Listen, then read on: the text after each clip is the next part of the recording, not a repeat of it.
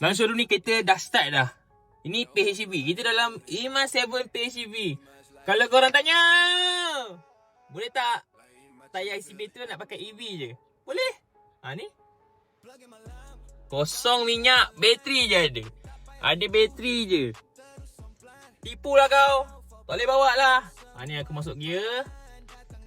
Kita start dulu tau. Ini dah pakai EV mode tau. Ni masuk gear D. Ni kita lepas. Jalan. Luncur. Ni.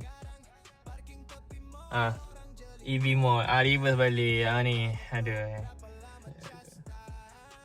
PHEV bro. Nak pakai minyak boleh. Nak pakai EV pun boleh. So ini mode EV. Korang bayangkan. Boleh pakai dua-dua mode. Nak pakai minyak saja boleh. Nak pakai bateri saja boleh. Nak pakai dua-dua sekali pun boleh.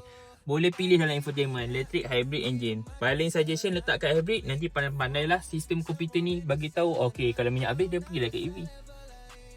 Pilihan bijak. Servis pun 15,000 km sekali setahun sahaja servis.